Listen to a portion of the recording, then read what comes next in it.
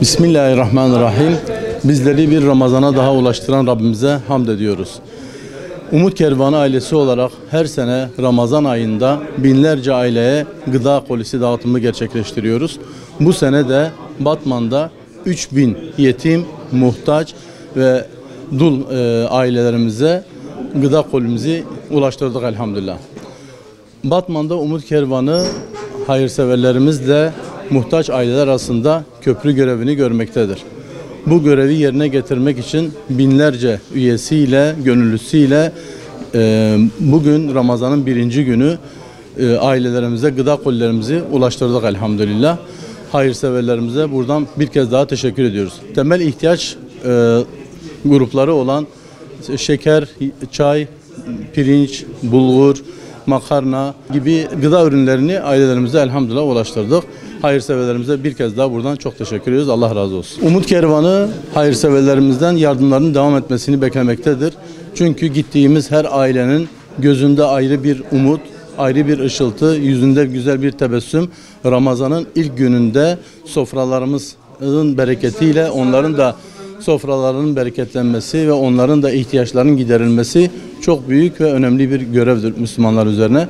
Bunu da Batman'daki hayırseverlerimiz elhamdülillah yerine getirmektedirler. Teşekkür ediyoruz. Hayırseverlerimiz sayesinde 3000 ailemizin yüzü güldü elhamdülillah.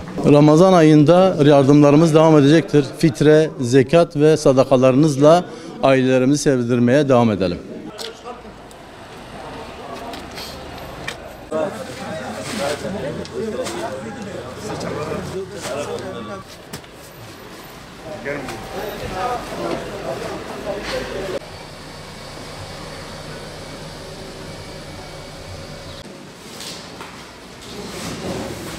Ramazanınız hayırlı olsun.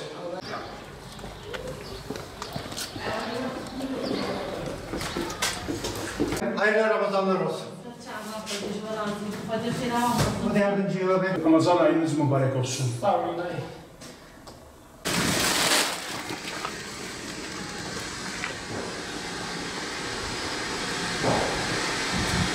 Buyur.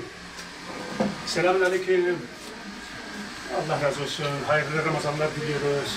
Umut Kervan'dan geliyoruz. Size bir gıda polisi getirdik. Allah razı olsun inşallah.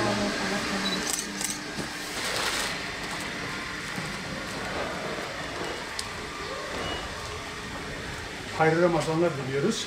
Hayırseverlerimizin hazırlamış olduğu gıda polisini getirdik size. İkramlarımız var.